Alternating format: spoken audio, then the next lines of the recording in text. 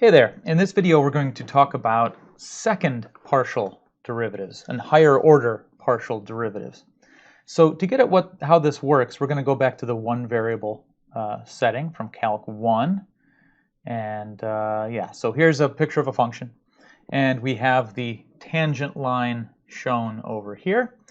And if I choose different values for x, I get different points to compute the tangent line at, right?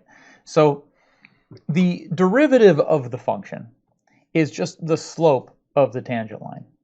Okay, what is the second derivative of the function? Well, you're differentiating the derivative to find the second derivative. So you're finding the rate of change of the slope. So if you think about what the slope of this green line, tangent line is, and then imagine as we change x, how is the slope changing? Well, I can see that as I move from left to right here, the slope is decreasing, right? And so the derivative, the second derivative is negative. The derivative of the slope is negative. So the second derivative is negative. So we see that's happening in this part of the curve here. As I move from left to right, the slopes are tilting downwards. Now if I back up over here and go back over here, as I move to the right, okay, there we go. If I move to the right, you can see the slopes are actually increasing all the while here. Slopes are getting bigger. So here, the second derivative is positive because the derivative of the slopes is positive. And as I keep going here, we get to that part where now the slopes start to decrease, right? So now the second derivative is negative. All right, so that's how the second derivative works. Now let's think about what's going on with multivariable functions. Okay, so here we have a multivariable function, a function of two variables graphed for us. Right, so this is what the graph looks like. Okay, so what I want to do is I want to look at some tangent lines here. So I'm going to look at the tangent line in the y direction. Okay, so the slope of this line represents the derivative with respect to y, the partial derivative with respect to y. So in other words, fy is the slope of this line. Now if I move this line in the y direction, you can see that the slope is changing. And in fact, actually, if I move it forward in the y direction, it's changing, it's decreasing. And decreasing, decreasing. So that means the second partial with respect to y, fyy, is negative.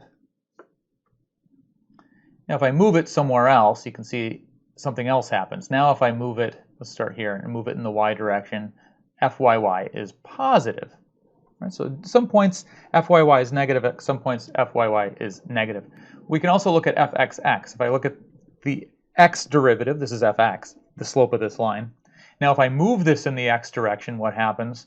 Well, actually nothing. It actually stays the same line. So in this case, fxx is 0. Right? The slope of that line is not changing.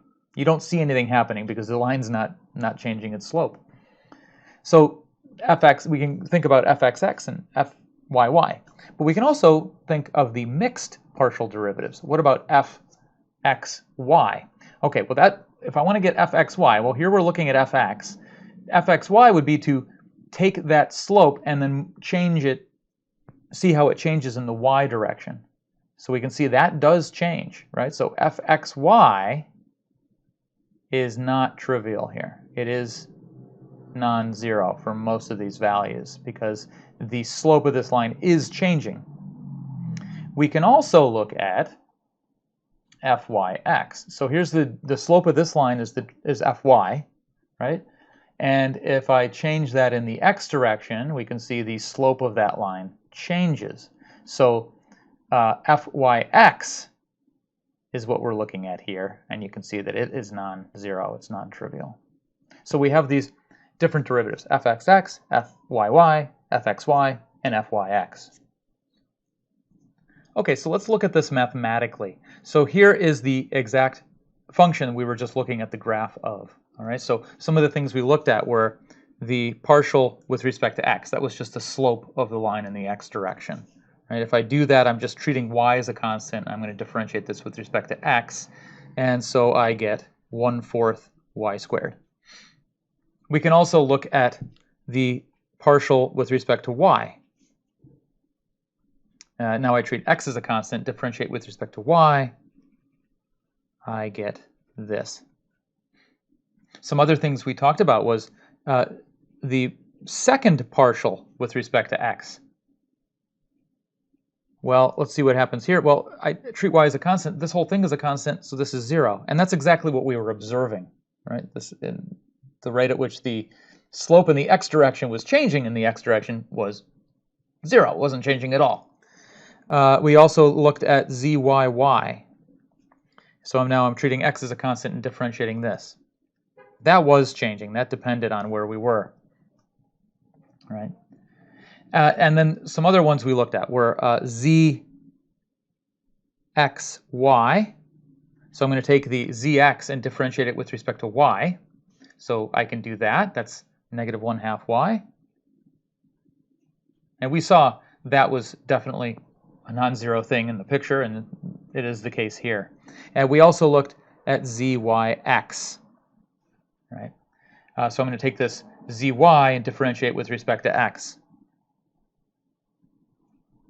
Okay, so this is just a quick example of what those second partials look like when you compute them out mathematically. Now, if you do this for a bunch of functions, you'll notice something, and you may have noticed it here. Notice that these two things are the same. That will very, very often be the case, and what explains this is a special theorem called Clairaut's theorem. Clairaut's theorem says that when these functions exist and are continuous, then they will always be equal. Always be equal. Now that might be surprising to you. It's not at all obvious, is it? And but it is an interesting fact, and it's a good one to know. All right.